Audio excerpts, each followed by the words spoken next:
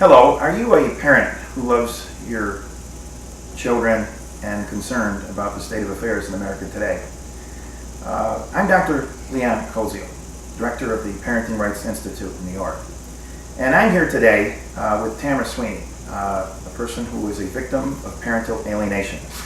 I've traveled the country. I have a case currently pending in front of the United States Supreme Court. I've practiced law for 25 years. I've visited with people throughout the country, seen their ordeals in these divorce and family courts, and they've become an epidemic. It is so serious that we're seeing the consequences every day, the symptoms, if you will, of what's happening to our children as the state takes the authority away from us. Parents need to get that authority back, and that's why here at the Parenting Rights Institute, we're looking for you folks to help us invest in what we're doing so we can create a lobby initiative of long overdue reforms and to participate in the different activities we have. Maybe you have a court ordeal you would like us to investigate, come to your court, your town, engage us perhaps in a speaking engagement, and we would be in a position perhaps to help you while the greater initiative reform is underway. And so today I am in Montgomery County, Pennsylvania.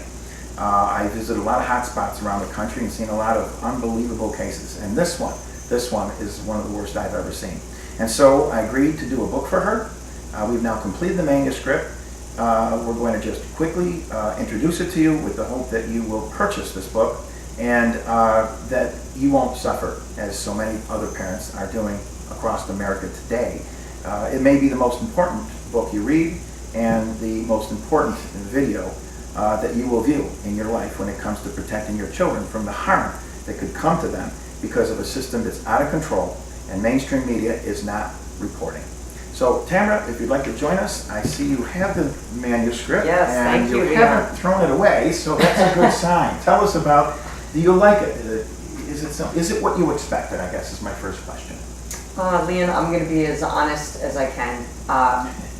It is above and beyond what I thought. And the original plot was supposed to be more towards, the heart and soul of everything that's going on. This masterpiece, as I'm going to call it, has just the way you brought it together, the introduction of how we met, and then him grilling me, not believing me like everybody else, and challenging everything that I said about my story. And then I actually brought Leon here, and you've experienced some things hand-on. Yes, I did, Tamara. We got pulled over by the police. Over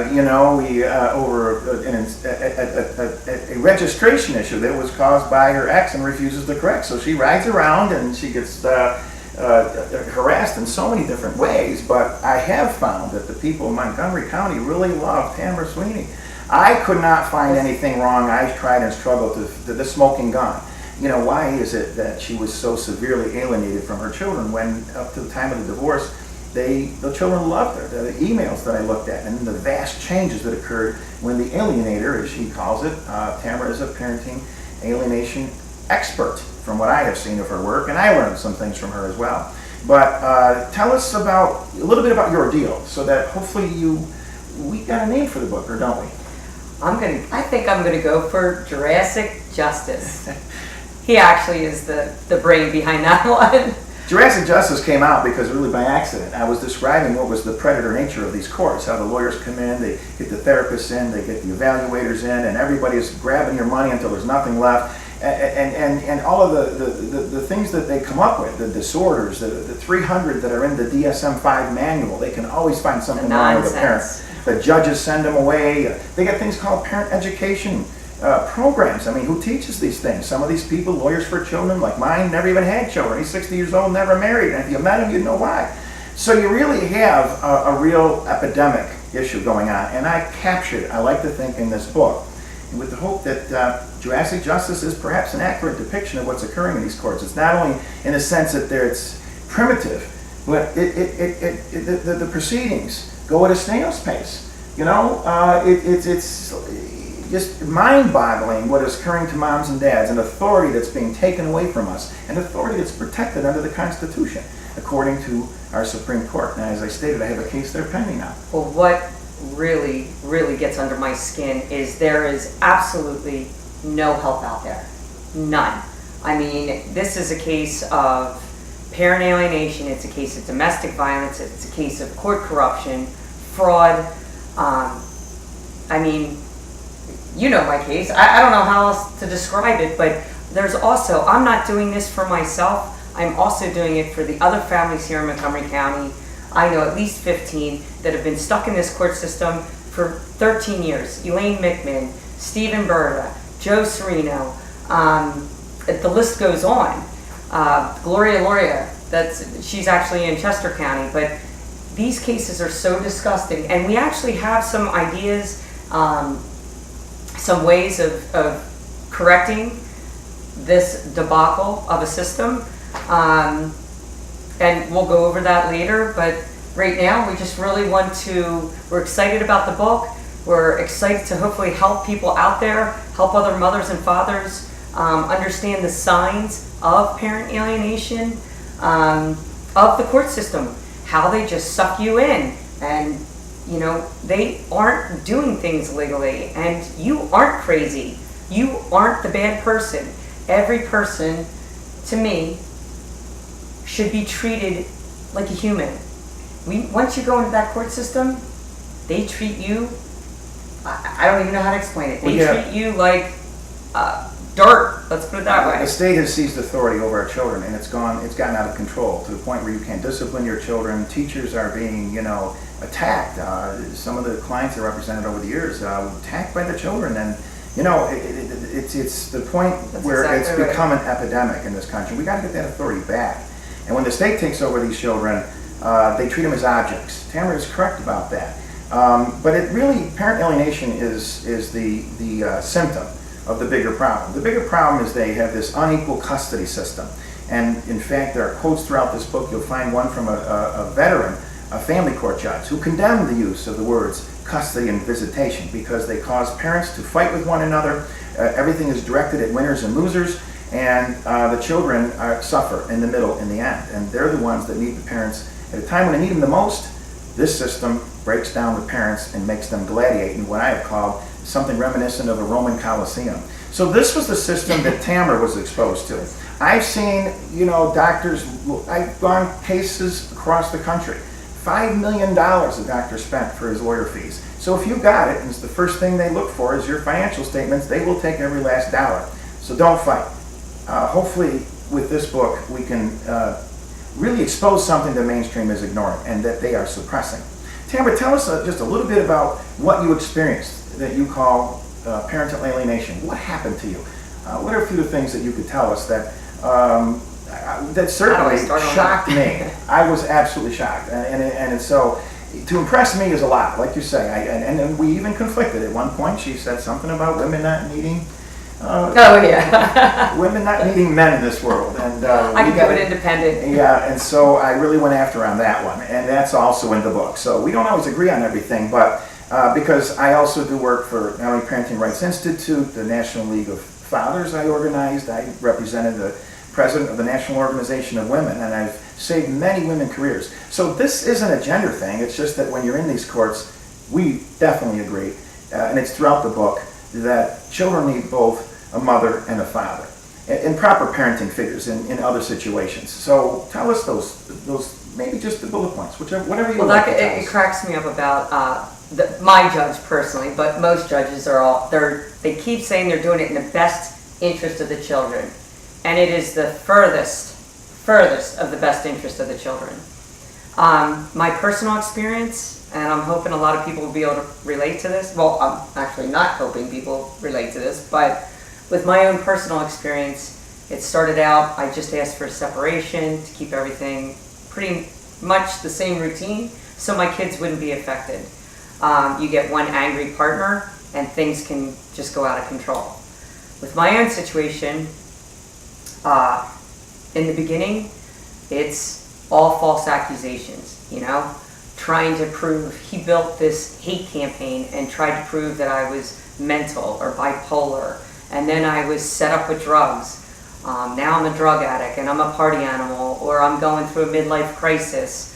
Then I was a bad mom, and then I was beating my kids, even though I didn't even have my kids. I hadn't seen them for 2 years, and they're telling me I'm beating my kids.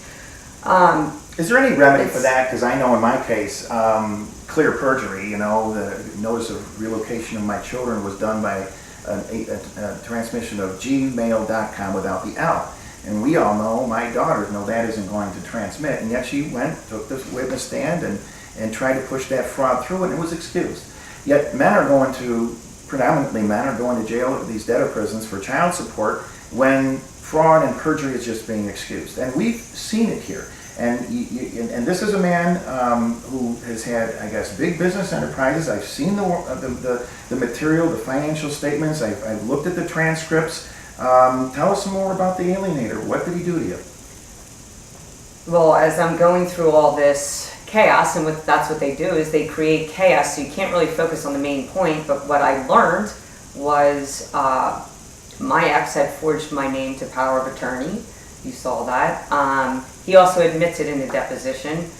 He forged my name to checks, forged my name to my personal income taxes, and I have judges that don't hold anyone accountable.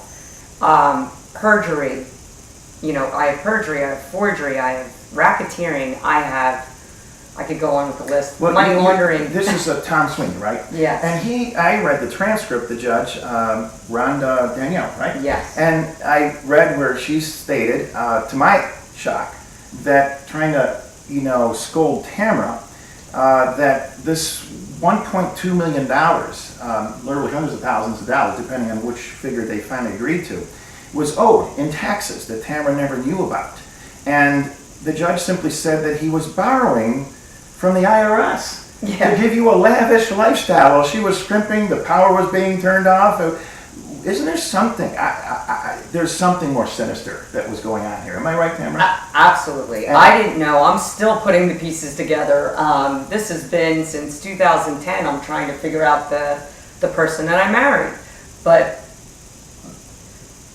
for me, a judge is saying, in that point alone, the judge is saying, okay, you committed a crime with tax evasion, not paying your taxes for the last 10 years, and then they throw it on to me like I was the one that, I embellished in this. I lived a lavish lifestyle. Meanwhile, if they knew what was going on behind closed doors, I wouldn't even go get a haircut. I wouldn't go buy clothes. I thought we had no money at all, because that's what I was meant to believe. And if you look at the photos, the family crazy. photos, and I've seen it and it's in the book, I described this family as something short of Camelot. I mean, it was beautiful children. She had a child every 2 years. She raised 4 children. And in the book I describe how that could confound any corporate executive.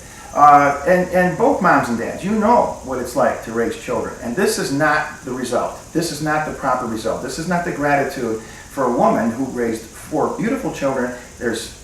And I won't even go to the 4th child, okay? Mm-hmm. Because she did a really wonderful job, and when he was unfortunately hospitalized right after birth, and came through with flying colors. But I have just seen a fantastic, wonderful family, and she is rightfully credited for that.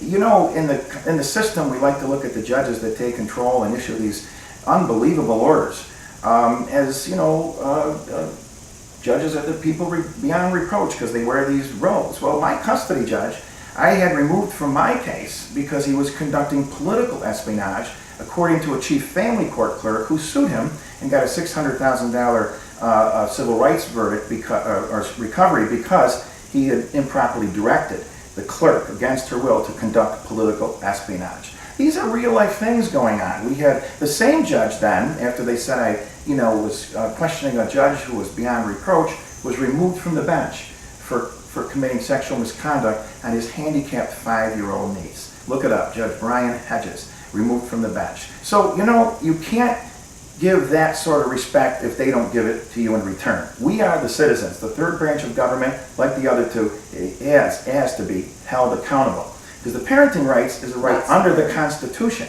And we're losing that right, folks. So the book has many, many purposes. It's not just, like she pointed out, it started out as an ordeal, but it went quite beyond that. And well, the threats, the ultimatums, everything, if this was stopped in the very beginning, it would have never happened. I'd still be with my children. I haven't seen my kids in 5.5 years. My 2 older boys, my daughter comes around when she needs something, and then I have 50-50 with my son.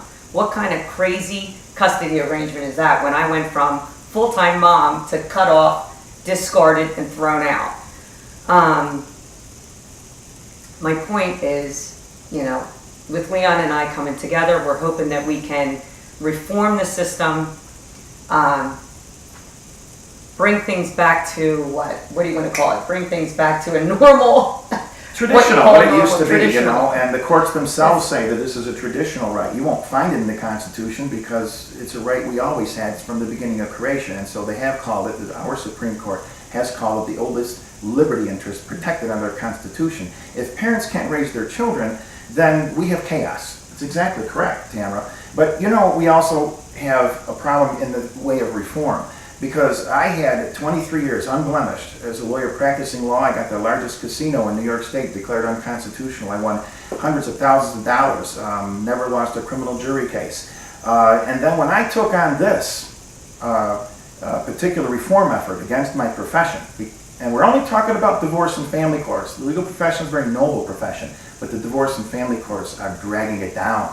And that's where we see serious corrupting of parents and their children for profit. And it's way out of control, and it's only getting worse. And when I went out to seek reform, they turned their guns on me, and boy, did they.